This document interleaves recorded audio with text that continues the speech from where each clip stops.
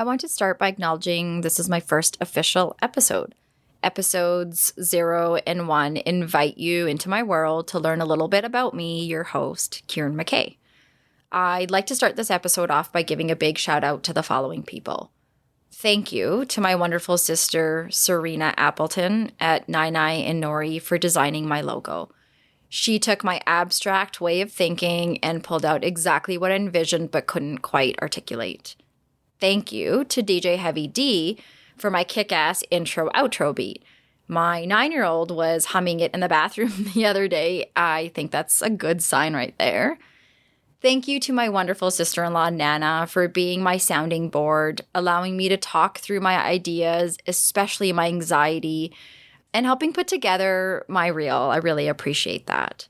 To my husband, my one and only, thank you for helping me get my passion project started.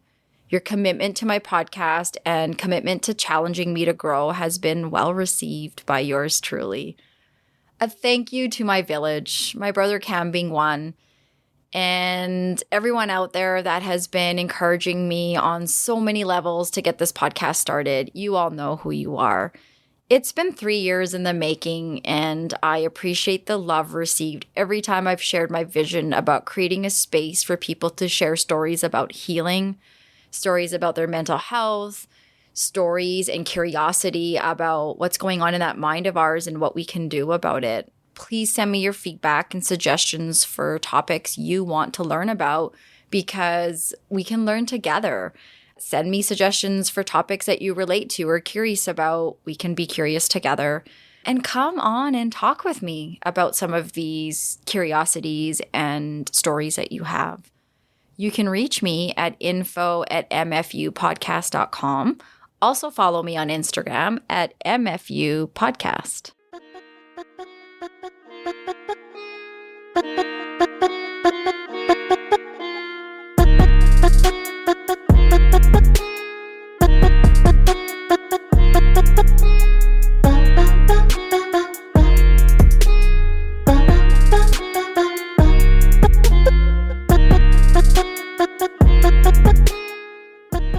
Welcome to Middle Fingers Up, the show where we hold our heads high and our middle fingers higher. I'm your host, Kieran McKay. A big welcome to Stephanie and Harmony, who I just want to say did not hesitate for a second when I reached out to them about putting this episode 2, together to talk about their journey behind fertility struggles.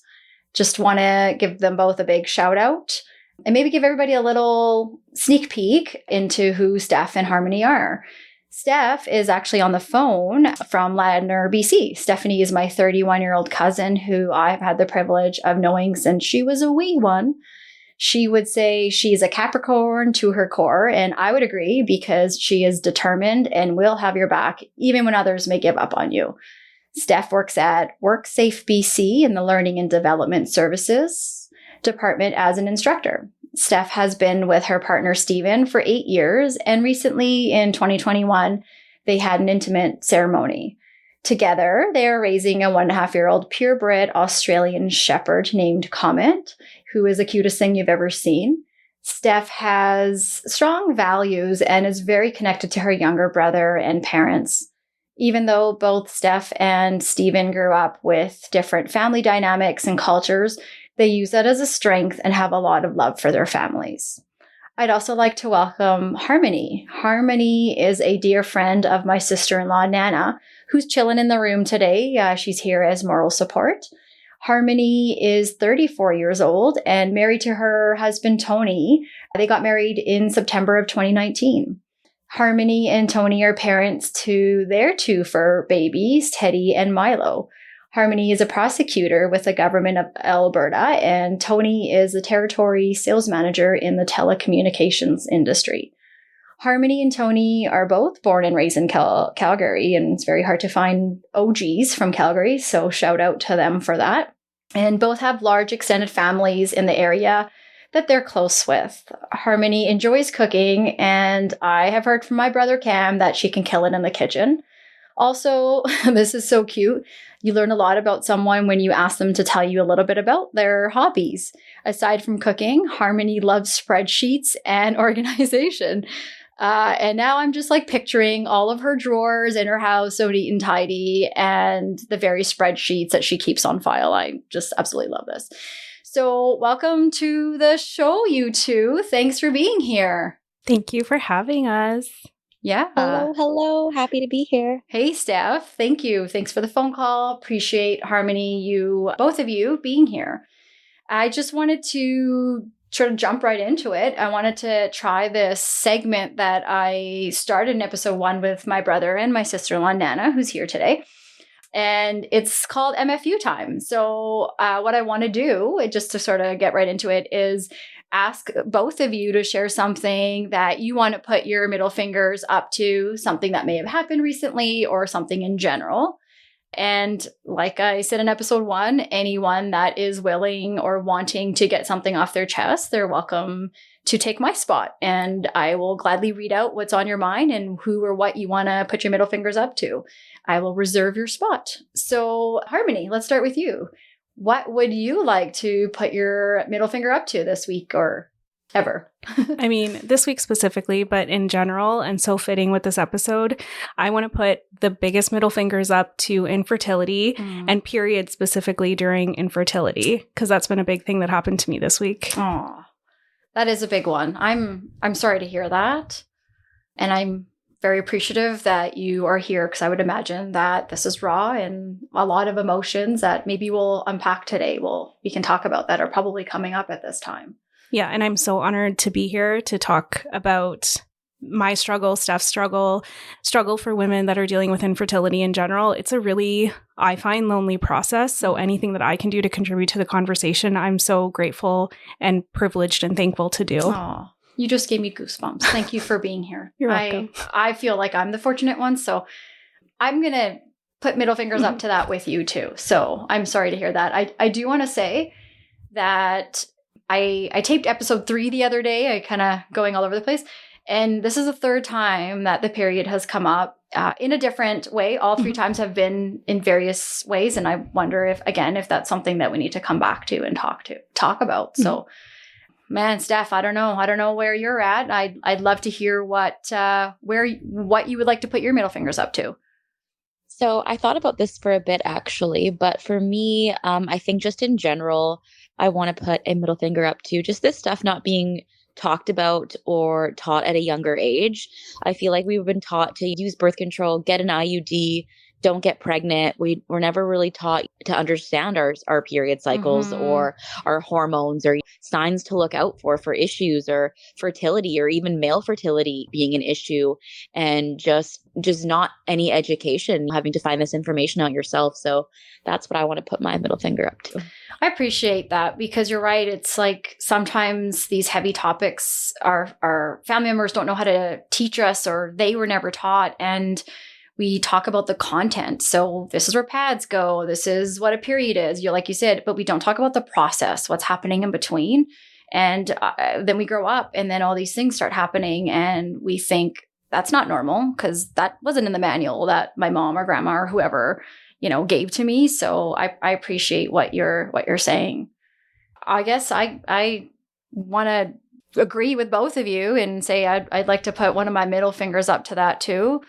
I think also where something I'd like to put my middle finger up to this week is not to do with fertility, but to do with loss. I think we, especially as adults, have routines and rituals that help us get up in the morning and help us get motivated. And the show is all about our mental health and what can we do to take care of ourselves. And for me, my physical routine is really important to me and has helped me through a lot of dark days. And today I woke up to a sad email. My spin club, getting emotional. I told you guys I'm going to get emotional today. The core spin club in the Lake Bonavista Vista community. I've been going to for 6 years, and stupid COVID had them shut their doors today. So I feel really bad for that community. I feel really bad for Tyler and Krista, who created this amazing, safe place for anyone and everyone to come to and have fun and, practice their physical capacities in all realms. But really, I think for me, it was about my mental well-being. So, makes me sad. So I like to put my other middle finger up to that. It's going to be a heavy one today. We have the Kleenex box sitting right here. So here we go. Again, I just want to thank you too. I just want to take a minute here and talk a little bit about fertility before I start to ask you both about your journey. Like we said, today we're talking about infertility. I first got this idea to dedicate an episode about infertility through Steph, who everyone's just met. Steph has been so eloquent and brave about sharing info regarding her and her partner Stephen's journey of trying to conceive. She's been providing gentle learning for her followers on Instagram, and in sharing these posts and stories, I think Steph has been doing a much needed job trying to break the stigma of silent infertility. One of the stories she had posted on Instagram had made me pause, go back, watch again. And it was about how to be intentional with our comments and feedback when speaking with someone who is experiencing fertility complications. And I have to say, I've been in the field of mental health for a long time, and I was blown away about how I was going about some of my conversations with staff and others who have experienced fertility struggles. The part that stopped me in my tracks was when most of us respond with, I quote unquote, be positive. I think many of us can relate to having said something like, don't stress, or it will happen, or be positive. I know I've said that. And I know also that we, on the responsive on the other end, we can get awkward and uncomfortable and then not knowing what to say. And so we fill the space with whatever comes to our mind first. And, I think, oh gosh, how can you go wrong in saying something like stay positive? What's so bad about that? And I think that's a part of why we're talking about infertility today, because something so simple like stay positive, be positive can, on the receiving end, be a deal breaker and can really impact already a potential cycle of depression or anxiety and isolation that, the person before you is going through. And I think for me, this is a big learning opportunity. So I'm really glad that I have these safe teachers in the room with me and on the phone that are willing to go there. I did a little bit of digging and some research about fertility rates. And I don't know where my head's been, because I didn't know that fertility rates are becoming lower and lower in Canada and the US. And so what I'm saying is infertility rates are rising according to the Center for Disease and Control and Prevention. So the CDC, there used to be a worldwide average of 5 children per woman in the 50s. And in 2020, there's an average, this has fallen to 2 children, according to the CDC. And I think there's a lot of factors in between about why there's a lower fertility rate. But for the purpose of today, the why that we're talking about is the complications that come with trying to conceive. I was, diving, like I just couldn't believe I didn't know all these things. And I'm online and I'm looking at, so I hear IVF a lot. I don't know a whole lot about it. I know that women are being brave and they're with their partners, they're going through this procedure. And then I'm looking into this and I'm like, oh my goodness, 44% of women that are seeking IVF are under the age of 35. Mm-hmm. And in your bios, we just learned that the two of you are under the age of 35. And speechless that the numbers are rising and women are younger and younger, which is hard to keep up with because we're living in a society where we're not having babies at 18, 19 as the general population. Some are, but the culture has changed and shifted where we're career oriented or waiting. And there's that factor. But those of us that are trying to conceive, like, both of your journey, there's all these other complications that are in there that impact that. So I guess what I'm trying to say here is while the numbers of infertility are increasing, infertility is often a silent struggle. So it's happening so much, and yet we're talking about it less and less. And people who are struggling to conceive may report feelings of depression and anxiety and isolation, and probably also loss of control, I would imagine. I read an article recently that notes people with infertility have been compared with people who've been diagnosed with cancer. So for me, when I think of that, I think, oh, okay, this is way deeper than that person over there that's telling you, I'm trying to have a baby, but it's taking me a while, because that's pretty much all we're going to hear. It's not something that most people are willing to share and go, because I would imagine it's so painful. And yet here we are, having this conversation today. And as we're having this conversation today, I'm hoping that people out there will be able to connect with the two of you. And I'm hoping that the silent sufferers and those that are in isolation will be able to maybe pick up the phone and talk to one person, or write a note in their journal to call someone, because you don't have to do it. And there's women like Steph and Harmony today that want to reach out to you and encourage you to talk more. So I like to bring you in here for a sec, Steph, and I'd like to know, how did you first learn that you were having fertility complications? Yeah, so for myself, I have polycystic ovarian syndrome, otherwise known as PCOS. So PCOS is a hormone imbalance, which causes many different things, but off the top of my head, irregular menstrual cycles, rapid weight gain, mood changes, acne, a lot more. And I was not formally diagnosed with this condition until I was 29.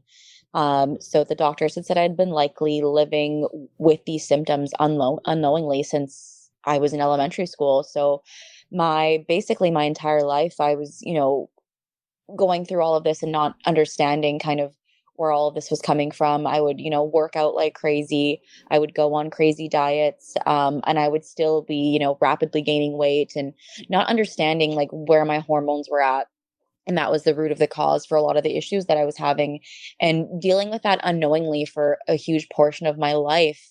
I dealt with eating disorders and, so many other things. And I was in and out of the ER with all of these symptoms I was having. And it was just not known that I had PCOS. So until I was going through, trying to have a baby, and it, not working, and going through all the different ultrasounds and blood tests, it became about that, oh, it's likely that you have PCOS, and this is where your infertility is coming from. And this is where, everything else has been coming from.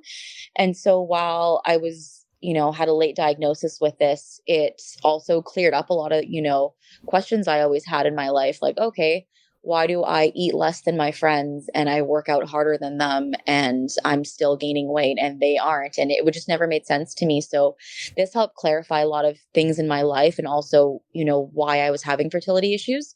So even though it was, a hard diagnosis to hear, I understood it a lot and where it was all coming from. So with the help of, my naturopath, my doctor. Sorry, Steph, can I just stop you for a second? Yeah, for sure. You sit a lot. And like, we're not all in the same room together. So, I just want to share sort of what the environment with the three of us sitting here is like. Eyes are popping out of our heads. Yeah. I know for me, like, on one hand, you're getting answers for some unknown health concerns you've experienced for several years. Like, I remember this, you growing up, and I remember the yo-yo, weight. And I the closest I can relate to what you're saying with your eating disorders, like I have body image issues, so I can't put myself in the same category. But just a little bit of experience that I have had, that up and down, I'm sure would generate a lot more attention in the wrong way, because you're probably getting a lot of people wondering what the heck's going on, or asking you, why have you gained the weight, or why have you lost the weight? And then as an adolescent who's already going through identity issues, and, you're trying to fit this perfect body image that media's portrayed, you're battling an eating disorder, which for, I've had little experience working with, you've had a lifetime with. It's like an addiction that you're trying to manage. It's not something that you can just go get medicine for and stop. Yeah, so for sure. It was just a complete cycle, like year in, year out, back and forth. So you're figuring out some of these things, but then, it's also leading to other uncertainties, I would imagine. You're learning a little bit more about okay, you can have the language behind what you were experiencing as a child, yet at the same time now with your partner, you and Stephen are experiencing the fertility issue. So yeah, the fertility side of it. You know, it's like you're gaining one thing, but then you're potentially losing something on the other end. And I could imagine that's like a roller coaster. For sure. Like I was happy to have answers, but then it was like a whole other, you know, realm of things I needed to figure out on top of it. That's, yeah. Sorry, you were... Do you mind if I ask a question? Yeah, please. Steph, did you ever have any inclination or idea that like you might have PCOS or something else was going on? I knew something was like wrong with me per se, but I didn't know that it was PCOS. Like I didn't know what it was, but I knew that like what I was going through wasn't normal. Mm-hmm. But I had seen plenty of doctors. I'd been to the ER and like no one had brought this up to me until I was mainly working with a naturopath and getting referred to an OB. So were you talking about this thing that you were noticing was wrong? Like, were you asking about it? Were you talking about it? Or were you thinking that that's just, did you think that was normal? Or did you think that's me and I have to deal with, like, how were you handling that? I think it was just, like I've gained a bunch of weight. Then now I need to kind of figure out how to fix this. And fixing it again was, yo-yo dieting, which essentially it makes your PCOS that much worse. Oh. So 10 years of going back and forth of, you know, doing these fad diets, you know, starving myself or doing other things, you know, to fit in with society and just to look how I thought I had to look was, you know, potentially, you know, damaging my insides even worse. And you have no idea. And I had no idea. Wow. So working with your naturopath and your doctor, you're saying, what did that do for you? What doors did that open, if any, for you? Yeah. So my naturopath, shout out to Dr. Brittany Shammerhorn, has helped me so much over the years, just kind of understanding. And I find, you know, I think anyone that sees a naturopath and doctors, they understand the difference right away, is that the naturopaths like help you get to, you know, the root of your problem. So these problems I've been having for so long, that's kind of where this came about as well, as like, oh, you should be tested for this, this, and this. And, you know, once I was finally had those blood tests and was tested for all the things that the naturopath recommended, that's when the doctor says, oh yeah, this is leading to PCOS. So it was kind of just a push in the right direction. I see you nodding over here, Harmony. Like I'm listening to your story, Steph, and I feel empathy and sympathy, but I think that just sort of speaks to like a larger problem of maybe medicine in Canada and the US just focusing more on the symptom and not actually the cause. Like, can you 100%. Imagine if somebody had thought, like, let's look holistically, like what could possibly be happening with all these symptoms that she's experiencing? You know, it doesn't do anything to sort of do a retroactive analysis or, you know, thought process of what could have been, but it's just, I'm really sorry. Thank you. I appreciate that. And now I find myself like it's been a few years now since I've had the diagnosis, and it's just like, I feel like it's been a part of who I am this whole time. But yeah, remembering that, like a few years ago, I didn't even know that I had this. This is pretty surreal. Yeah. That kind of brings me to what you were saying, Harmony, like listening to sort of what Stephanie's journey's been like. I would imagine I've been watching you nod. And so there's probably some things that you're connecting to. So how far into your journey of trying to conceive with Tony and both of you wanting to plan to have a family, would you say that you started to figure out there was something going on? This is kind of weird, but I have had a feeling for like years that I was going to struggle with fertility. There's not really a rhyme or reason why I felt that way, but I just had a feeling.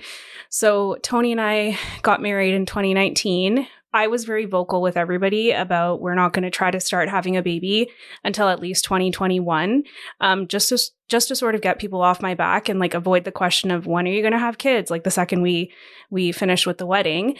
So we started trying in 2021. We did get pregnant and then experience a loss, which was devastating. And then we obviously had to take some time to work through that. But for me, that sort of gave me some type of consolation that like I can get pregnant. So maybe that was just all in my head. And then we continue with our pregnancy conception journey. I'm not getting pregnant month after month. So in early 2022, we had an appointment with the fertility clinic here in Calgary. We got tested, both Tony and I. There are a battery of tests that every person has to go through when they sort of start this process. So both of you have to go through the tests? Yes. I mean, for him, the testing is like much more simple. He has to do a semen analysis. Yeah. So they do a semen analysis, and that's really the only test that he's had to do so far. Yeah. The woman has it so much harder. We have hormone tests that we had to have to do through a blood test. They check my uterus to make sure it's okay. They make sure my fallopian tubes aren't blocked or anything. They do an ultrasound to make sure my follicles look good and I appear to have the appropriate number of eggs. So we did that testing and it all came back as normal. So we were diagnosed with unexplained infertility. We were told, you know, sorry. What does that mean? Sorry, you said unexplained fertility? Yes. So basically like unexplained infertility. Yes. Unexplained. So that just sounds like a joke. Like, yeah. What are you supposed to do with that? What does that tell you? Like, it feels like a joke. So you have no idea why you can't conceive? No. There's no biological reason why we cannot get pregnant, but a lot of people suffer from unexplained infertility, and that's very common. So basically, our doctor had said, you know, you guys can get pregnant naturally. There's nothing to say that you cannot, but here are some medical options that you could do to sort of assist in speeding up the process. So for me, that started off with taking clomiphene. It's known as Clomid colloquially. But basically that is supposed to assist in my body producing more than one egg during my ovulation, ideally, and that might increase the chances of me getting pregnant. So I did a few cycles of that. Does that do anything for you, like hormone wise? Can you tell that you're taking this? Is it like a med or a supplement or? Yeah, so it does do something to your hormones. It straight up completely fucks you up because like your hormones are being adjusted. It's trying to tell your body to like mature an egg and release it more than already what's going on in your natural process. Oh my God. So some of the symptoms that I experienced personally were hot flashes. Like I felt like I was going through menopause because, you know, like you just get so warm and the hormones are doing that to your body. I was super emotional and moody. Like I cried a lot. And then other people that I know that have been on it have been really nauseous and, you know, like it's tough. So you do the cycle of clomiphene. For me specifically, I did that for 5 days during my cycle to wait to see if I could get pregnant that way. We did about 3 cycles, which is what was recommended, and that did not work. And now we're on the process where we're doing IUI, which is intrauterine insemination. Basically, I, again, am on this clomiphene cycle. Tony is going to have sexy time with a cup. They're going to wash it, and I'm going to pay attention to when I'm ovulating, and then they're going to basically inject his washed sperm into my uterus area to sort of cut down on the travel time that could hopefully get us pregnant.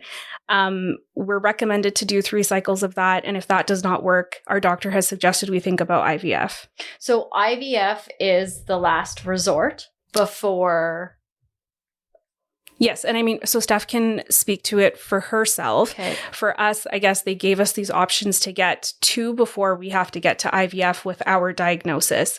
My doctor, we did recently have a follow-up with her, and she said, you know, you're coming up to that 35-year number. Yeah. She said, if you're thinking about doing IVF, I would suggest that you do it before you turn 35. Not that there's not a chance that it's not going to be successful after, but your eggs are basically not going to be any better than they are today. Yeah, like that's what I read. And that when I was talking about those stats at that age, like the big, after that, it's like 38% or whatever that are in the other age. Clock. Yeah. Right. Yeah. So you're, you know, like, I don't want to paint you guys as victims because you clearly are not. You are brave. You're coming in here talking about this. You're sitting on what seems like a roller coaster of ups and downs. And then it's on one hand, I would hope, or I would think hopeful that there's all these options. But then on the other hand, overwhelming that there's all these options. And there's these recommended, you know, like you said, three rounds. And I guess my question to you is, what does that do to your hope and the pillow talk that you and your partners must have about one day where this is what we want our family to look like, and yet here you are, it's not happening in the way that you were taught and the movies taught you and the people told you, it's just that's the way you have kids, and then people around you are having them. So I'm like, going back to my question, like, how do you maintain hope? How do you keep that with you? Yeah, for me, first of all, I just wanted to say, Harmony, I didn't want to interrupt you while you were speaking about your story, but I'm extremely sorry that you've experienced a loss. I personally have not experienced a loss, so I don't know what that feels like, but I can only imagine if I feel like this without even having a loss. So I'm so sorry that you've had to go through that and have had unexplained infertility. That's extremely difficult. I mean, I know the answer to mine. It doesn't make it any easier, obviously, but having unexplained is a bit more difficult, where, you're pulling things out of hat, being like, is it this? Is it that? So I 100% resonate with that. And for myself, I did letrozole, which is similar, for 6 months. And, that didn't work out for me. And we have opted out of doing IUI just because of my PCOS. So IVF is more likely to be successful with someone that is PCOS. That's why we're moving to that stage. So we're skipping IUI. But yeah, that is something that's recommended in my clinic as well, as the 3 tries with that. So I just wanted to talk about that before I kind of move on to the next piece there. And thank you, Steph. That's appreciated. But yeah, in terms of, pillow talk and intimacy and stuff, it's a lot. It looks a lot different. Like before, it was like, I have a list of all these baby names in my phone. I'm so excited. Like, if it's a boy, if it's a girl, or this or that. And, you think about all those things. And, is my baby going to be like a Capricorn zodiac like me, or is it going to be a different zodiac? And then the conversations turn to, okay, so what if we can't have kids? What does our lives look like if we don't have children? Are we okay with that? What does adoption look like? What does, fostering look like? Is that something that we can see ourselves doing? Right. The conversations turn, and, sometimes the conversations get really dark, and it's really sad. And like you mentioned, at the same time, I mean, me personally, in the last year, I've had 7 people that I know that are close to me, have children. So I've had 7 baby showers that I've attended, and it's just going through all of this and, attempting to be happy for your friends at the same time. It's a lot. It takes a huge toll on you and your partner as well. Like, these are my friends that are having children, but like, he sees them, move along in their lives, and we're kind of stuck at the start. Well, yeah, like these are people that you're going to high school with, and you're hitting these milestones together. So you all likely, if there's 7 people having babies, likely all of you were getting married around the same time. And so now the next progression, love and marriage, ... is have this baby, and 7 people around you telling you that they're having a baby. Like, what? Going back to, like, how do you maintain that hope? Like, what is that like for you to hear? Because I see Harmony nodding her head too. So I'm sure you've got a high number there too of people that are telling you they're having kids, or you're hearing about that. What's that like for both of you? Maybe I'll start with you, Harmony. I feel like for me, I've sort of started to live based on my cycle. You become very intimately aware of like your body, what it's supposed to be doing biologically when you're going through infertility. Nothing that I thought about before, but you are in this period where you're coming up to your ovulation. There's a specific time period that a woman can actually get pregnant. So my whole life sort of became about thinking about that week that it was coming, feeling like I needed to do everything that I could do to make it happen during that week, and then wait the 2 weeks until you get your period or not to see if you were successful. In terms of how that impacted my relationship, I mean, it got to a point where I was being really militant about like what was happening during that ovulation week.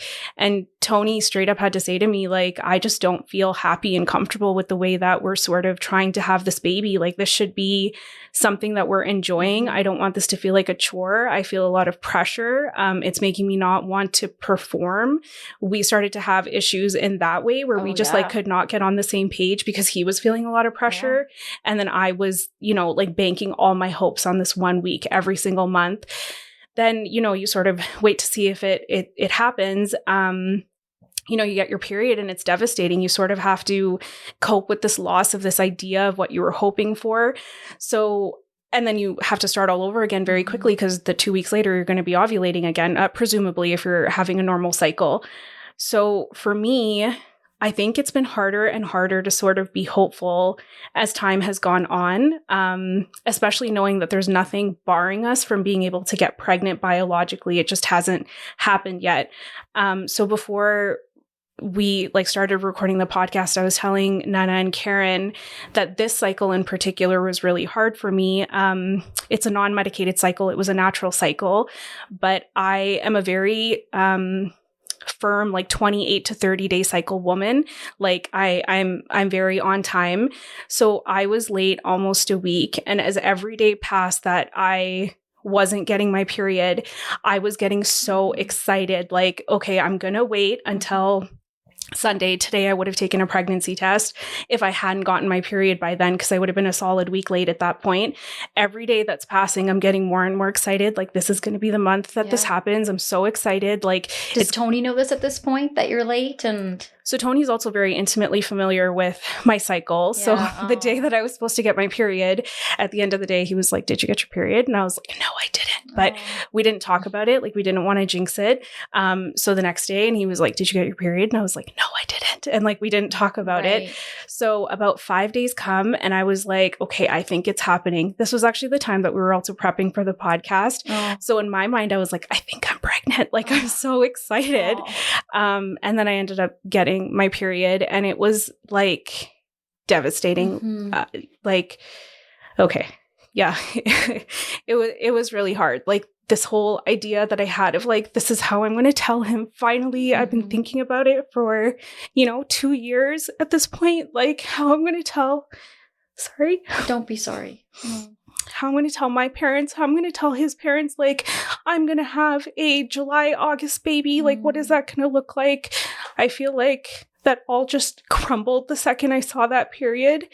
And then I sort of had to, I wanted to be honest with Tony about the way that I was feeling, but also not put this emotion on him because he feels it too. So you guys are protecting each other at this point too. Yeah. I was like, I can't break down this in front of him because it's not fair. I know he feels it, but he feels so helpless, not being able to help me. I feel so helpless when he's emotional. So I just sort of had to deal with it on my own, put on a brave face, go to work the next day with a smile. And then I had to process it when I had a moment. So it's getting harder and harder for me to feel hopeful. I said, to Tony, I'm scared to be excited because every time I am, it gets taken away from me in the most devastating way. And I just don't know how to deal with it. So how do I even be excited and hopeful anymore? When it finally happens, what am I going to feel like?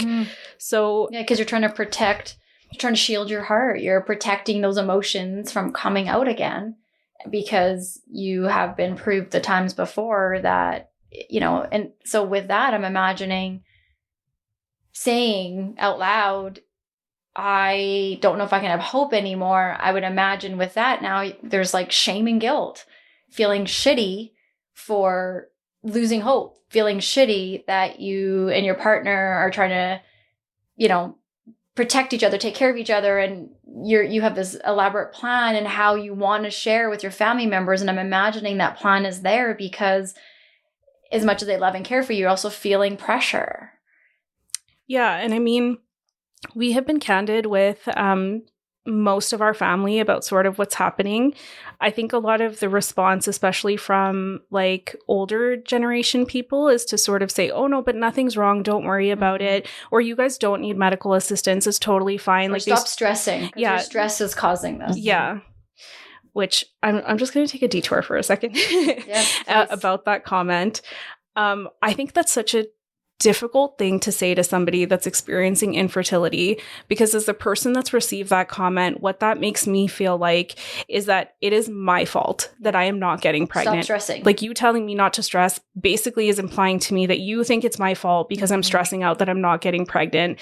And I can promise you, if I could have figured out all the ways that I've done to relax and I could have made this happen, I promise you I've tried it. So I know it's a very innocent comment from most people, but it's just a terrible thing to hear. Yeah. You already feel so shitty and like it's your fault. You think about all the things, the decisions that you made in your life, like what has contributed to like this moment right now.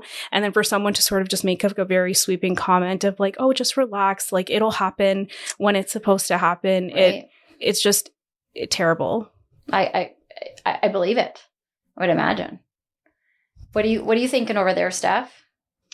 I'm just taking everything in that Harmony's been saying, and I resonate so much with a lot of it, and just with my PCOS, like I sometimes don't get a period, so I know what it's like to thinking, like you trick your mind into thinking that you're pregnant, and you get so excited, and when your period comes, it's just like it all just comes crashing down on you, and that those days are really, really dark, and you're already dealing with your period, which sucks, and it's just when you're going through infertility and you're trying to have a baby, like. Getting your period is just, it makes it that much more difficult. And with my PCOS, it's like, sometimes I'm happy that I get a period because, that means I have my cycle's becoming more regular. And then I don't get it. Then I'm like, now it's not regular, but am I pregnant? It's a huge mind fuck. Right. That's the way you go about it. And Harmony had mentioned, so now I have to put on this brave face and go to work the next day. So I'm not even thinking about that. Like I'm thinking about you and your unit in your house with your husband and maybe other people that you've told that you have to go back and say this, but now you have to find a way to pretend like nothing happened when something is happening and you're at work and, what's that like for you too? For me, like with going through, my husband and I have made the decision to go forward with IVF. So with work now, it's like a balancing act. It's like, and I'm an instructor at my job, so I have to, teach. I can't just leave in the middle of the day and, go to an appointment. It doesn't work that way. And I don't have anyone that can cover for me. I only teach certain courses and there's no one else. So for me, it's just like balancing. Okay. Like, and a lot of times things are based around your period or other things. You can't really predict, when your appointment is going to be. So it's been difficult to juggle work and appointments. And then, if you wanted to kind of keep some stuff private, sometimes you just really can't. Just being like, look, I have to go to this appointment at this time. There's nothing else I can really do about it. And I'm really thankful that my work is super understanding about it and is, making a lot of it work for me. But a lot of people don't have that luxury. A lot of people work shift work or, they just have to be there and it's just too bad and they can't have time off. And or they're expected to go back to work, like, right after they have, a transfer. And it's just, it's a lot. I would imagine. Steph, you were just saying that you and Stephen are going through the IVF journey. Can you tell us a little bit more about that? Yeah, so we've actually just kind of started. It took a long time for me to get here. I've been with my fertility clinic for over a year. IVF is not something that I wished upon myself. It's not something that me and Stephen wanted to do. We were pretty against it actually for a very long time. It's just not something that I wanted to put my body through, my mind through. And it's also very costly. It's not like this is free where I am. You can get, certain coverages through certain companies and, certain places in the world. It's give or take, but here where I'm at, it's quite costly. And that was another big factor. Like, okay, how are we going to afford this? Yeah. First of all, so there's a lot of factors that came into deciding that we're going to go through IVF. And can I ask what the cost is? Yeah. Roughly? So at my clinic, so it really depends like what protocol you're on. So that's another thing to mention with IVF is just how I'm going through IVF and, how your friend, your coworker, your sister-in-law went through IVF. It could be completely different. Okay. It depends on like, your reason for going through IVF, right? Like, is it due to PCOS like I have? Is it due to endometriosis? Is it due to male fertility? Is it unexplained? It depends, what's going on. And there could be different protocols that you could be put on and the cost is different as well. And, so for my clinic, the medications that you're on for a round could be anywhere between $5,000 and $10,000, and that's just your medication. The round is roughly $9,000 for a fresh transfer. A frozen transfer, I think, is another $3,000. And then if you want to get your embryos genetically tested, each clinic's different. I think mine is around $600 per embryo that they charge for that, right? So. And I mean, that's just one round of IVF. Some people do multiple egg retrievals, multiple rounds, and, you could be spending $75,000 and have 0 children to come from it. So that is insane. So So not only are you having to decide if this is something you want to do, I would imagine for a lot of couples and for a lot of people, the deciding factor probably does come down to cost. Some people may want to be doing this, and yet they can't simply afford it because you're saying our healthcare system doesn't put anything towards it. It's very rare, from my understanding, to have any coverage. Yeah, it depends where you're at. I know some provinces, I think depending on insurance or whatever, you may get one round covered here or there. But I have really good benefits for my work, but none of my medications are covered. So And as far as I understand in Alberta, just from the brief conversation I had with our doctor, none of the fertility treatments themselves are covered. Like, it's free to see her and the clinic, but the medicine is out of pocket. If you happen to have a healthcare plan that reimburses you for any portion of it, that's great. But as far as I'm aware, insurance does not cover infertility treatments here in Alberta either. Wow. So for some people, it may come down to not even a choice. That there's some to do something that may not even, the outcome may not be what you're hoping for. That's one thing. And then the other is that you are paying upwards to tens to 20s, 30, $50,000. And where is that going to come from? Exactly. So for us, like, we had just put down a deposit for a pre-sale condo for 2024 at the same time that we are, getting told that we have to do IVF. So it's like, well, any savings we did have was going towards, getting into the really, really difficult real estate market in British Columbia. So how are we going to go through IVF at the same time? So that was kind of a big conversation that we were having. And, we decided, like, no, we simply can't afford it. And we had told that to our parents, being like, look, this is something that we would love to do. Not love to do, but we would love to try to have children. But IVF is kind of the route right now. And we can't afford it. So it's just kind of out of a picture right now. And I'm very thankful of our families, but our families are able to support us financially through this decision. So we're very, very thankful for them, that they're able to kind of help us out. But that's with one round. So we don't know if this round doesn't work out. We can't just keep asking them for more and more. It's not going to work that way either. So in the back of our mind, it's like, we feel guilt thinking, okay, they're able to give us this money for this first round, that they've worked very hard for, to save for their retirement.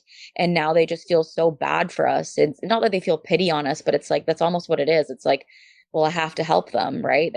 And we're super thankful for that. But not everyone has, family around that has the means to support them and help them put them through that. So of course we're thankful, but we also feel like very privileged at the same time, thinking, wow, we're lucky, but other people aren't as lucky as us. They don't have the financial support from other people to, step in and help them. It's interesting because it's the G word, guilt. Like I was talking to you, Stephanie, leading up to this. We've, Harmony and I, Stephanie and I, we've had some conversations to, what do we want to talk about? And a lot of the underlying things that you've been saying, or in the email chain between us, that guilt word keeps coming up. It's like this underlying factor. You're already dealing with these emotions, and now there you are feeling bad because isn't the success rate of IVF like 50% in women, and that would be women below the age of 35. So yeah, give or take what you're going through. Yeah. So there, like, time, I would imagine that clock, you had mentioned stuff, your biological clock, but just time probably means so many different things to you guys than maybe someone like me and some other people, that your biological clock is ticking. The window for getting IVF is ticking, taking time off work. And there's all of these, every 2 weeks, there's like a clock that you're going to. And I can't imagine what that would be like. I would feel like I'm in, Alice in Wonderland in the worst way possible with the clocks, like, what am I doing? Everywhere you look, there's time for something. And how are you guys managing that? How are you and your partners making sense of, like for you, Steph, as you guys are about to start this process? It's been a long Sorry, journey. I thought, did I hear a puppy or something in the background there on your end, Steph? Or I don't think so. Oh, okay. I thought I heard some whispering or something, but I don't know if you want to speak to that. Yeah, I mean, like I was, I think 28 when we decided that we wanted to have children, and now I'm going to be 32 in January going through IVF. So it's been a long journey to kind of get here, and just the feelings of, this is the next step. It's a lot to take in, and it's I mean, with, like I mentioned with my work, yeah, my work's been great, but like I'm using my vacation days to take, go through infertility treatment. Like I would much rather, go on a vacation. I'd much rather, use that time to just chill at home, or, Are you take telling a weekend people? away. Are you telling people that you're doing IVF?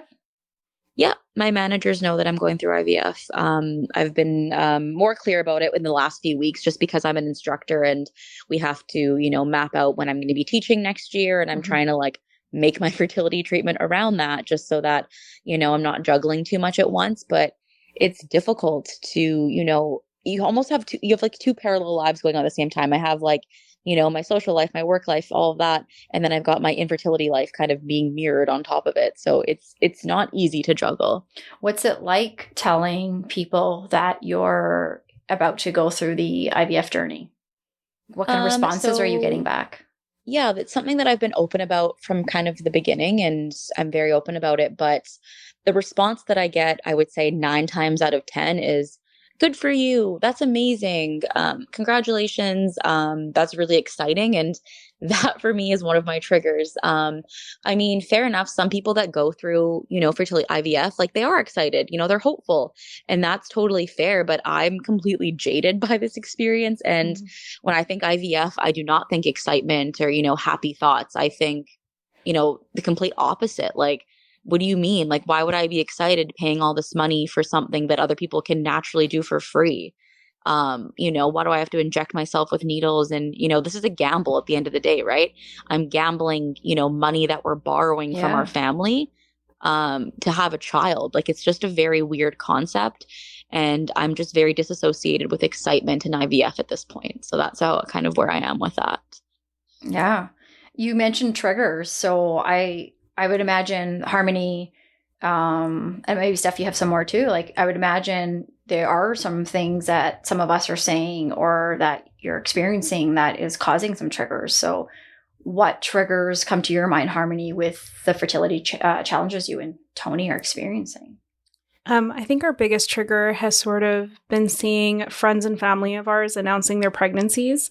That's always really challenging to see, because like, I don't really feel too guilty in this process when it comes to infertility. I think I've sort of come to a place of acceptance that's only so much of it is in my control.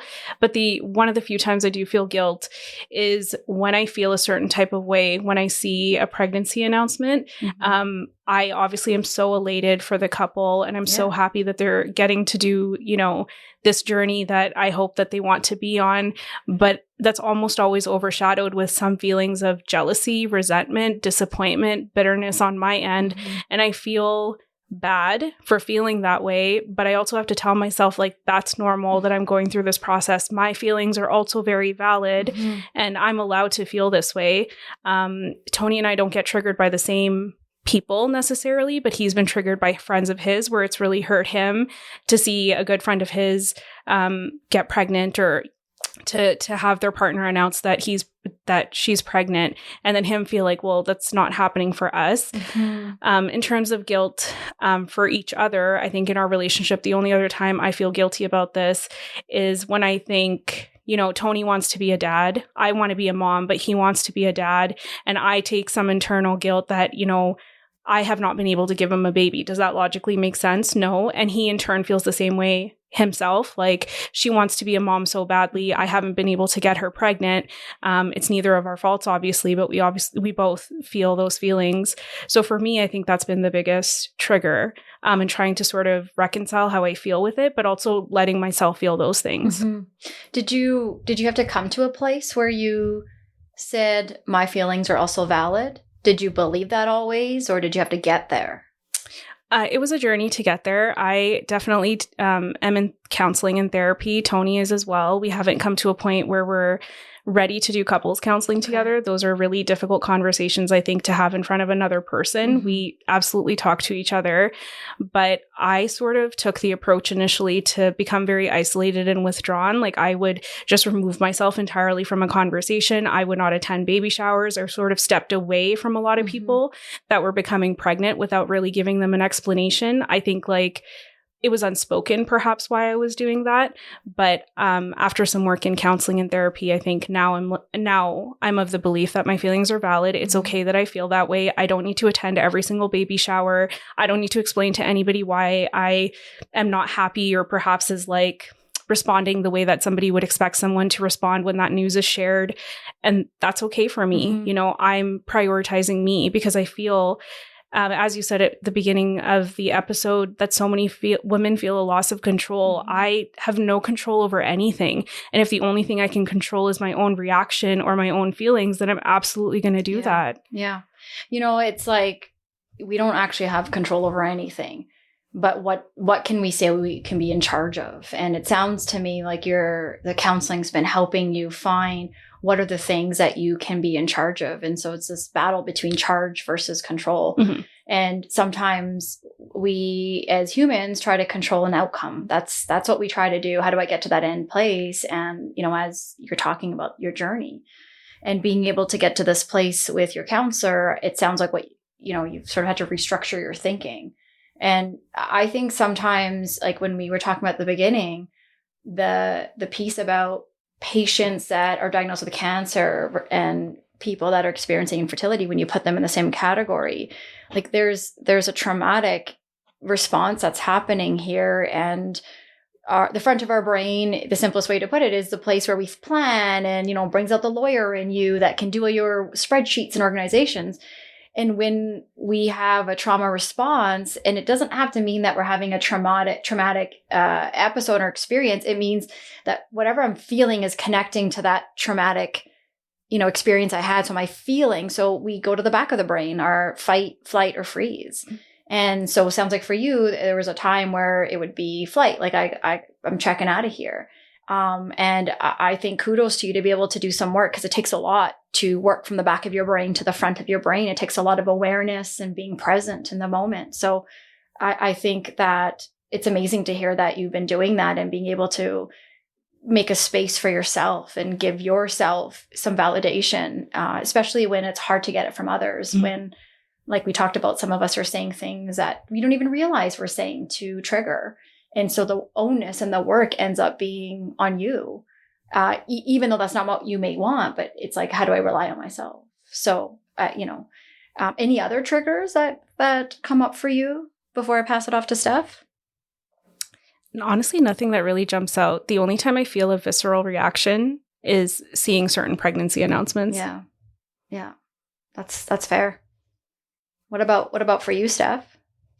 Oh man, I've got a list. I've got things that trigger me that I didn't even know would trigger me now. And I'm like, why is this happening to me? But similar to Harmony, yeah, it took me a long time to get there too, but I've also been seeing a therapist as well to kind of help me manage all the emotions that I'm feeling. But in terms of triggers, like I've got quite a bit. Obviously the pregnancy announcements is quite difficult to see. So that's obviously like a main one I think anyone going through fertility definitely goes through. It's just kind of you just spiral a bit thinking, I mean, you want to feel happy for someone, but like, you know, I don't know what it and I'm sure Harmony feels the same way.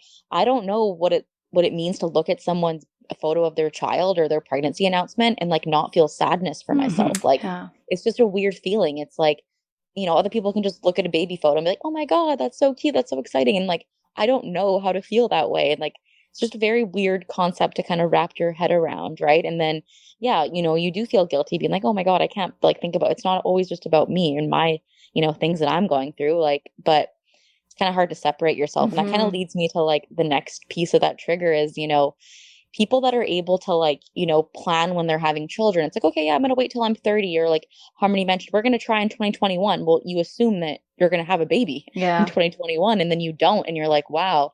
And then other people do the same thing, thinking, okay, we're going to have a baby in 2021, and I'm going to have a baby once I'm 30, and then it works for them, and you're like, oh, so you have like control over your timeline. Like, that's so triggering. You're now, for me, because I'm next 2023 is I'll be moving into year 4 of trying to have a baby, and at this time people are on their second child already, right? So I'm now triggered by people having their second child, right? And or just my friends have just had their children this year. You're like, they're planning for their second one, like, okay, well, I have to work X amount of months, and then we're going to try again for the second one. And that to me is so triggering. Like, I cannot be in those conversations when I'm just so far behind you, and you're already planning for your second one after you've just had your first. Like, those conversations are hard for me to be a part of. Oh, I can imagine. And yeah, man, that's difficult. This one's a bit newer for a trigger for me, but at my work, they do baby announcement emails when people have children. So I'm in the middle of my work day, and then it's like, congratulations. And it seems to be like every week someone's having a baby in my department or something. And I'm like, it's getting to the point now where like, I think I'm going to have to opt out of these emails and just say, hey, FYI, like, these are very triggering to people going through infertility, like just in the middle of your work day, like people having children and like posts. And so that's been a big trigger. You can't escape it. It's everywhere. No, it's everywhere. It's like, I don't, work's kind of my escape sometimes. And now I'm getting these constant like baby emails, like, sign this card, we're going to get them a gift card to Toys R Us and this and that. And it's just, it's a lot. So when you two share these triggers that you're experiencing, like, how do you find your way back? How do you work backwards from, I'm going to reach into that computer and into that email and, grab that person or whatever, thing that comes to your mind, to either, congratulations, or I just have to, on to the next thing. Like, how do you guys work backwards from that to got to get back on track? Or maybe I'll start with you, Harmony. So my strategy has always been sort of let myself feel the emotion, because I'm all about right now validating the way that I feel. Like, I don't need to be ashamed of how I'm feeling. If I feel hurt or sad, seeing somebody's post or, whatever the situation, it's okay for me to let myself feel that. I don't need to immediately have a reaction to it. Sort of once I process those emotions, however that happens, whether I talk it out with Tony or somebody, whether I like go work out, whether I do something just for me, then I think about how I'm going to react. And typically after that, like, I can be, an appropriately responsive person. Right. But I think it's really important for me to let myself do what I need to do first. Yeah. Good for you. Well, like, I believe the whole on the airplane, put your own oxygen mask on first before you put on others. And and even as women, there's that pressure to, we're always, we're bred from whatever days, take care of the people around you before you take care of yourself. And so it's sometimes foreign to think, oh my goodness. And then it starts, I would imagine, start to feel like I'm being selfish because I'm starting with myself when I should be typing congratulations or telling this person good for you. But you can't really get there and do that until you recognize what's happening for you. And it could be a moment, or it could be, a day or two. I guess it depends where you're at. So, what about if there's these triggers? So what does support look like for you both, Steph? Like, what if I was, being a supportive friend to you, what would that look like for you? Yeah, so I have a few thoughts on this. So one of the things I've recently had to do, which I'm sure you've seen, Kieran, is on my social media page, I just mentioned that, it's not great to bombard people going through infertility with your announcements. And if that's a close family member or friend to you, maybe just kind of give them a heads up prior to, posting that on social media, or, calling them or telling them in person. Just, give them some time to themselves to kind of, go through the emotions, before that. So that's something that I just put on my social media page, just as just kind of like a FYI, because I don't think people are super aware of that. Like, yeah, of course, it's an exciting time for you and your family, and you want to express that to people that you care about. But, just think a little bit about the other person on the other end. So I put that on my social media, not like just kind of putting it out there. And after I did that, I had 3 people very close to me message me that they were pregnant, like through text message. And, fair enough. I asked for this. I said, hey, give me a heads up, send me a text. Don't kind of put it in my face. So fair enough. They did exactly what I asked them, but I'm like, did I expect to have 3 text messages in, this in 1 week? No, I didn't. That's just kind of how it went on. So that was one form of support where, don't bombard me in front of people. So that's one big thing that I've kind of put out there that people have done for me. And fair enough, it was all in kind of one realm, which was unlikely to happen, but that's a bit easier, just kind of allowing myself to, go through that on my own, have my own reactions to myself, and then be able to kind of react. So this, like you mentioned, putting your own oxygen mask on first, then you kind dealing with that as well. And in terms of other ways to support, I actually have one friend who's very close to me that's gone through IVF. So I'm one of the lucky ones that I have at least one person in my life that I can go to for support and, bounce things back and forth because they fully understand what I'm going through. But not everyone's that lucky. So I think just to find, people, whether it's people in your life that have gone through it, or there's different support groups that are online, and just kind of finding your community. That's one good way, to find support for yourself. In terms of other people that are not going through infertility or haven't experienced it yet or anything like that, I think education is one big piece. I think educating yourself, not asking, silly questions that you could easily Google yourself, or asking questions, the same questions over and over again. Like, fair enough, I didn't understand infertility, IUI, IVF, all these terms until, I went through it myself. But to be an ally with someone, just giving yourself a little bit of education, that's a huge support to somebody, right? Kind of just, breaking it down and understanding, what that person's going through. And just, even for yourself, Kieran, you mentioned like, wow, I didn't know a lot of this until I took a, bigger dive into it. So I think education is a huge piece of, being able to offer somebody support with that. For me, at least. I appreciate what you're saying. I know, Harmony, you were about to say something. but I just wanted to add, like, what you're saying, Stephanie, excuse me, sorry, as we're recording here. Losing my voice there. Sometimes we're quick to fill the space with something to say. And what I hear you saying, Steph, is listen more than you talk. You don't need to say anything. You can get on Google, look some things up, understand for yourself what that may be like. Take that minute. But even when you don't know what to say, or you think you know what to say, listen more. Yeah. And I hear you loud and clear when you post those on your social media, that what we think we should do isn't always a thing. Just, you don't always know. So just stop, say nothing. And sometimes, don't assume. Yeah, right. Like it just asking the question. So do you have some suggestions about how people can reframe, or what are some, instead of saying, I don't know, like sometimes people probably, I would imagine, would say, oh, trust me, you're lucky, you don't have kids, or just relax. Like we were talking about earlier, right? You don't need to stress, but you're so young, or whatever people say, like, don't worry, you have lots of time. Like, what are some things people can say different? So you're saying, in order to be an ally, go look it up, go learn a little, say less is more. But if you are going to say something, what can we say that would be accepting or supportive for either of you? Yeah, I think it just goes back to, don't give advice that's like, I'm not asking you for advice, right? So don't give me advice. Like you mentioned, just listen. Don't assume. Ask that person, how are you feeling? Like, how are you feeling today? Like, what are you going through right now? And just listen to them, and don't compare. Don't say, I went through this, or I went through that, or, my friend went through that, or my friend went through this, so I know how you're feeling. Like, it's just not recommended that you do that. I mean, just fully listen to them and just say, you know what? I'm so sorry that you have to go through something like that. That's not something that I, have done myself. So I don't know what that's like, but, just offering, just saying that you're honestly deeply sorry for that person, what they're going through. And, I often get, let me know if you need anything. It's like, well, I really don't need anything. I just need you to listen, and for you to be there if I need you to be there for me. Yeah. Yeah. I'm so slow clapping at everything that Steph said. I was actually going to say the same thing that Karen said. So I'll just sort of, I guess, summarize.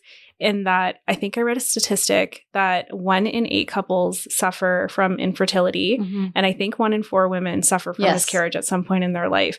So that is a large number of people. I have to assume at least somebody that you personally know or someone like 2 degrees of separation away is dealing with this.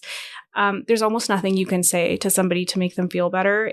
And I hope it's also abundantly clear, like Steph and I are 2 women going through this journey on completely different journeys of infertility.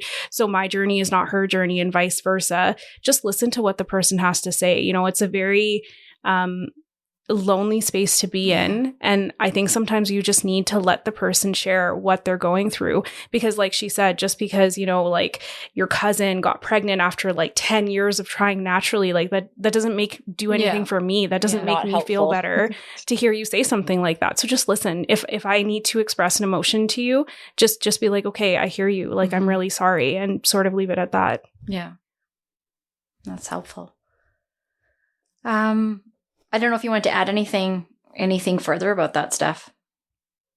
No, that's it. I mean, just not giving advice, just fully listening, because I think one thing for me that I find is that sometimes people ask me, okay, where are you at with IVF, or how's IVF going? And it almost seems like they're just nosy and they're not actually wanting to support me. So when someone says, hey, where are you at with IVF? It's like, you just want to know, you know, just for your own sake, like, where is this question coming from? It's like your to-do list. Supportive. How many things have you knocked off your to-do list, right? So, and it's like, you know, it's not helpful. Yeah. And just really put yourself in someone else's shoes. Like, especially if you had your own child and, you know, you didn't experience a miscarriage, you didn't experience a loss, you got pregnant naturally in, you know, a general timeline, I would say under a year and a half. Just imagine if you had to endure infertility and not be able to start your family like when you wanted to, like, just physically put yourself in someone's shoes. And how would that make you feel? Like, it would make you feel like shit. Like, you would not be doing well. And, you know, the person that you know that's probably going through it, they're probably doing a lot better than you would be doing right now if you were in their shoes. So just think about that. Well, and I think sometimes too, like, it's when we ask someone to put themselves in someone else's shoes physically, like, that's just not possible. And I think that's where we get stuck, is if I put myself in your shoes, I'm assuming I know what that's like. I only know it from my perspective. So sometimes it's not even about put yourself in the shoes. Sometimes it's about recognizing the shoes you're wearing. So the fact that having an awareness that this is what's up, this is what's going on, and, you know, I'm here, or, you know, like, even reframing. We do this with young children who are having a rough day, and we can't really tell young kids whose brains are developing why they're having a bad moment, but it's more so of being present, being there, helping them to understand they're safe, and helping them cope in the moment with, okay, this is where we're at, instead of being ahead and deciding that I know what you're going through. And I think that's what gets me in trouble sometimes, is I think I know because I'm trying to be empathetic, but I don't really know. And even saying that, I don't know what to say right now, I would imagine would be a little better to take than it must be this way or whatnot, because I feel that way often, where when I've talked to you, Steph, I'm like silent because I don't know what I'm aware that I could say anything. I feel terrible that I went to a wedding recently and wrote something about a baby on the card, you know, and it was a joke about, oh, at least you can cross when you're getting married off the list, you know, because the next one is, you know, on your wedding day. And we all know if we've gotten married, we've been asked that when you're having a baby. And I think, oh, that's a joke. And then having been doing some of this research and talking to you both lately, it's like my awareness has gone up by saying, oh, I shouldn't even be writing that, because I don't know what their journey is. I don't even know if they're going to have kids. So it used to be a funny joke back in the day, but it's like relooking at some of that material, and maybe that's not the funny joke or the thing to write. You know, we talked a little bit about Tony and Stephen, but we haven't really talked a whole lot. And so I'm wondering if I can ask, like, if Tony and Stephen were sitting here today, is it fair to ask, like, what are some things that they would want people to know? Because we've been focusing on what it's been like for both of you, but they're, like you said, two parallel worlds. There's another parallel. Your partners are experiencing their journey alongside both of your journeys. So maybe I'll start with you, Harmony. If Tony were here, and this isn't a test of how well do you know your partner, what do we? And I don't, like I said, I don't know if it's fair to ask. What would he say? So Tony and I did have this conversation before I came here. It's a difficult process for men. Like, we're talking a lot about the woman that's in the process, because she has to deal with a lot of the fertility treatments, a lot of the hormone stuff. But Tony, in his own respect, is also going through it. He feels an immense amount of pressure to also start a family. There was a period of time where we were wondering if it was perhaps male factor infertility while we were waiting some test results. That's not the case for us, but it's just as difficult for him. We live in a society where men, aren't really applauded for sharing their feelings. Yeah. So, they're often very silent, but speaking for Tony, it's just as difficult for him as it is for me. He also has mental health struggles around the whole situation. So it's just as difficult on the male partner as it is on the female partner. I think a lot of focus goes to the woman, when I think attention deserves to be put on the men as well. And it's like an interesting bonding experience, because obviously you as the couple are sort of going through this together, and it sort of feels like you against the world. But I think that he would want people to say, like, check in with the guy as well too. Yeah. And so he's had conversations with people in his life, males in his life, where he's, mentioned that we're going through this stuff, we're going to be starting IUI. And sort of the reaction to him has been like, oh no, dude, you're fine. You just have to, like, have sex in a different way. Oh, yeah. And, like, I feel like that's such Can't a get bro. pregnant when she's on top. Yeah, I feel like that's such, like, a bro way to say it. I appreciate they're trying to, like, make light of perhaps an uncomfortable situation for them, but, like, also, how is that helping him, right? Yeah. Like, do you not think that if we could have, like, tried a sexual position in 100 different ways, like, it would have happened? It's not in the Kama Sutra. It doesn't do this position, have baby. No. And I think, like, that toxic masculinity, and also coming from an Indian background, there's already that part that he's raised with is, you're a boy, you're a man, no feelings, and then bros together. I feel so bad when I see men have these conversations or don't, because I've seen it be so powerful when they have, when a man reaches out that way, or, shares their health struggles or what. It's so empowering.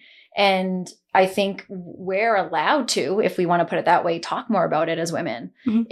Even though there's silent sufferers and people that are doing this in isolation, if there's a woman reaching out, she's going to be possibly given all this support.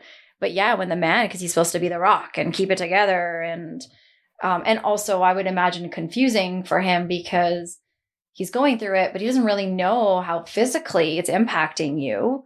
And as attuned to you as he is, he still doesn't know. So I would imagine there's that gap there of feeling crappy. Like, I don't even know how to help you, or, that imposter syndrome of, like, I'm pretending to be supportive in this room right now, but I have no clue. So kudos to him, as you were saying earlier, that he's been seeking therapy as well and trying to find his own sort of story and I guess, like, understanding in this process.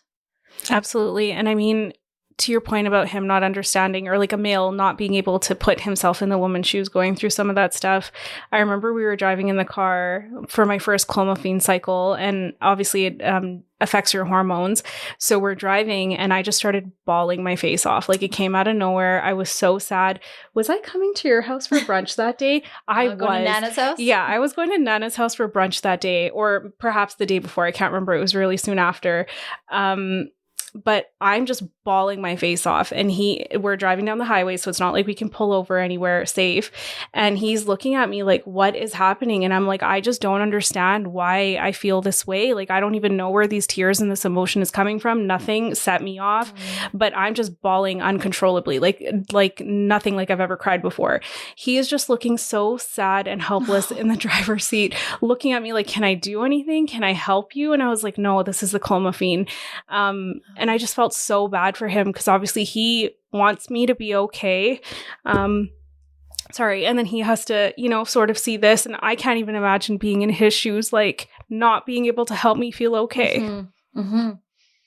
That would definitely put a dent in the communication department, and even, as a couple that's just going off to go do something fun, and it's always around you, and like you said, that lack of control, like you didn't plan on having this emotional moment, and here it is, and this poor guy is like, what do I do?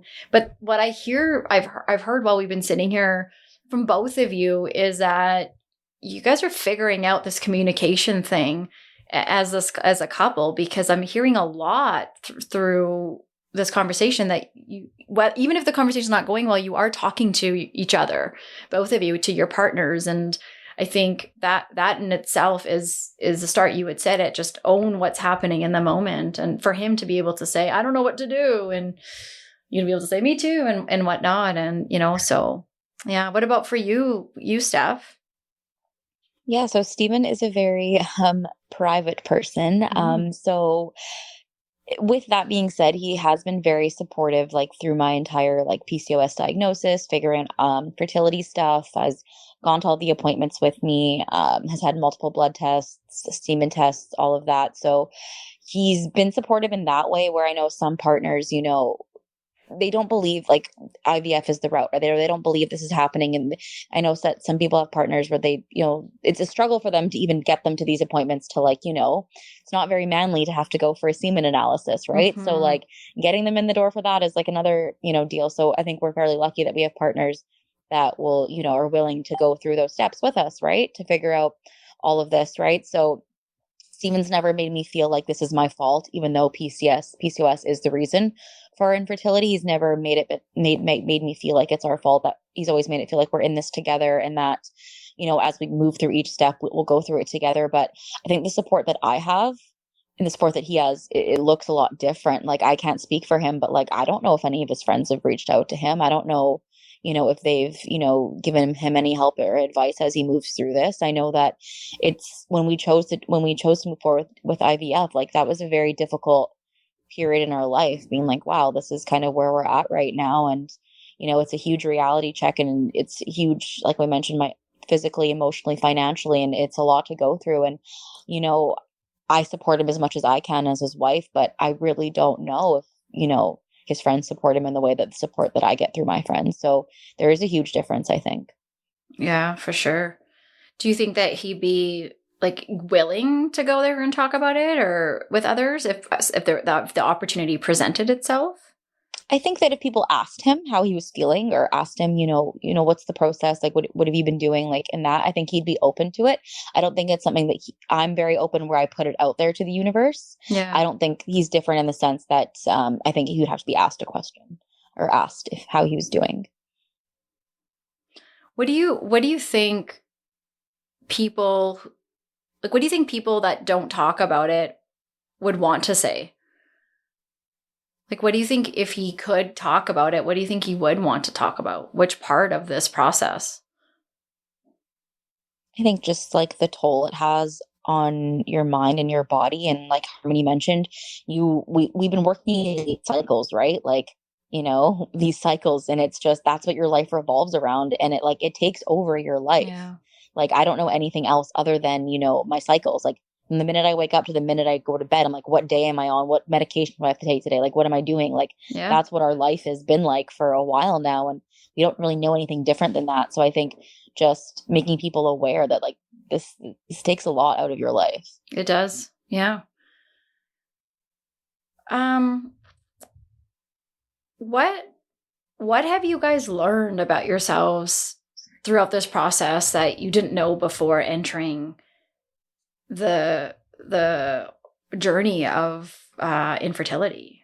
I'll start with you, Harmony. Anything different about yourself that you've learned? I think just naturally I've been a very type A person. With those spreadsheets? I like to have control. I'm a lawyer. Yeah. So I think like this has definitely taught me that I need to accept that a lot of things are not things that I have control over or that I'm in charge of. And I really need to focus and think about what I actually do control and what I cannot, and accept the things that I cannot change or control. And that's been really hard for me because I'm the type of person that like once something's in my mind, like I'm going to do it. So yes, well, I had an inclination that maybe we were going to have some fertility struggles. I can't explain where that inclination was coming from. When I said 2021, like no part of my mind thought that we wouldn't be pregnant by the end of 2021. Yeah. So sort of having to realize like I do not get to make these plans. Yeah. Yeah. There's no spreadsheet that will help you make that plan. So that's like a 180 going from being type A and having these needs for control on one hand, and then having to sort of just put your, hands up in the universe and say, all right, do what's going to happen and trust this doctor or that doctor. And, so yeah. What about for you, Steph? Well, I 100% agree with Harmony. I'm a control freak as well. So not being able to control your timeline of your life has been a struggle for me as well. But for me, I think that what I've learned about myself is that I'm a lot stronger than I thought I was, but I'm also a lot weaker than I thought that I was, if that makes any sense. I can handle things that I didn't think I'd be able to handle.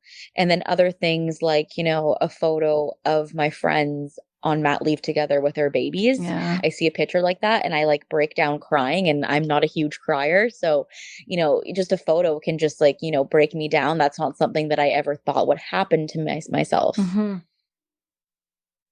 Yeah, that's big. Well, I could keep asking you and keep you both locked in here. But I'm also mindful of the time that you've spent with me and places you've let me go today. Maybe at this point I'll ask, like, is there anything that you were hoping I would ask or anything that you were hoping to share today that we haven't? I'll start with you, Steph. Yeah, there's just one thing that I kind of that I've been thinking about a lot lately. And I'm not sure if Harmony wants to speak on this either, but so one of my biggest fears with going through all of this is like, I'm trying so hard to become pregnant, right? That's my goal. That's our goal as a family. Like we want to have a child, and we've put years in this journey, right? So I have this fear that, I'm going to put all this effort in. And then what happens if I do finally get pregnant? What happens if I do finally have a child, and like all this happiness that I've been longing for, that I've been reaching for, it doesn't fill that gap. Right. And that my life is not complete. Right. So, what if I do all of this and it's not for what I thought it was going to be. So I'm struggling with that a little bit right now. And, I struggle with, okay, when I finally do get pregnant, like, I don't want to do a pregnancy announcement. I don't want to complain about my pregnancy because those things were triggering for me. So I can't do that myself. Right. So that's what I'm kind of struggling with right now in terms of with that. So that's something that I need to work on. That's how do you even begin to tackle that? I don't even know, but I've recognized it though. So that's my first step. Well, and I think some of what I'm hearing you talk about is this future. When people are managing grief and through grief and loss and have had a traumatic experience, the future can be motivating for some to help people, work through a pretty traumatic experience. And the future can be detrimental to others because you're constantly experiencing the unknown, as you both have been talking about today. And so what does the future hold? Because what you thought it held 10 years ago, 5 years ago, it's not that. And so now it's like, can you even trust what you want? Because you're going through this process. So I would imagine that walking towards the future would be, this big piece that you're saying you have to tackle, nerve-wracking, as well as what do you do moving forward? And I hope part of what you do is keep doing what you both did today, coming, here, recording this, knowing that people are going to listen to this, talking about what I would imagine is a painful experience that you're both reliving with me today and willing to allow others in. And I know that you're both doing it because we've talked together, you want other couples and you want individuals to be more inclined to reach out, talk to that one person, talk to yourself as you've been doing, to be able to walk through and climb this uphill battle. So thank you to both of you for coming today. Maybe we can end with, what is one thing that you really hope people listening today will leave with? Something that you want them to think about or take from here. And I'll start with you, Harmony. For me, it's don't feel alone. I did not realize how many people struggle with conceiving until I started talking about it. The number of women that I work with that said, I went through difficulties to conceive, but now I have a baby through X, Y, or Z means, or whatever, we dealt with this too. It was shocking to me. And I remember saying to Nana, like, is it because we're in like a high stress profession? Like, could that be it? And I mean, my sample is obviously skewed here because that's, like lawyers or who I'm sort of talking to, right. But it was shocking to me how many women struggled, and I had no idea until I said something. So please don't feel like you're alone. Of course, when you're going through it, sometimes it feels like you're the only person that's going through this, as everybody and their mom is getting pregnant left, right, and center. But, reach out, find supports, whatever that means, do counseling, do therapy, but know that a lot of people are going through their own journey in this way. I really appreciate that. For you, Steph? I agree exactly what Harmony's saying about not to suffer in silence, and that you're not alone, and to reach out for support and for help. And I think that Harmony touched on this a lot, which is something that I have been working through, is just don't disregard your own feelings about how you feel about something. And guilt is one of the lowest emotions that we can physically feel in our body, and we don't get anything from it. So just to remember that it's okay to feel, sad, and it's okay to feel those emotions about something that other people have, jealousy, like that you don't have, right? To allow yourself. And like, I bottled that in for a long time. And finally now I've been able to kind of let things go and, make time for myself and, figure out, I'm feeling this way and it's okay, but I'm going to make it through, and it'll be okay. Oh, I really appreciate that. Well, I once again want to thank you, Nana. I know you joined us today because you knew this was an important topic and wanted to be here to be of support, as well as, an ally. So thank you as well for joining us today and sitting with us. To Steph and Harmony, I hope that maybe we can get together and come back. And those of you listening, if you have any further questions, please reach out. I can be reached at info@mfupodcast.com or on my Instagram site at mfupodcast. This is a door opener conversation. I'm sure there's lots of other things that we could have touched on that we didn't. So if anyone out there is listening and has something that they want us to talk further about or want to come and join me for a conversation, please reach out. I'm listening, and I will gladly hear you out. So thank you to the three of you for joining me today. Thank you. Thank you for having us. And thank you, Harmony, for sharing your story and your experience with your loss. I know that's not an easy thing to speak about, and I really appreciate your lens through this as well. And it's going to help me in my journey as well, hearing your story. And I was so excited to hear from you, Steph, as somebody who's going through IVF, and I possibly am going to get to that point in a couple of months here. It was really amazing to hear your perspective and to hear how strong you are. Like, you should be definitely proud of yourself. Oh, thank you. You as well. I appreciate that. Thank you so much, you guys. I can't thank you enough.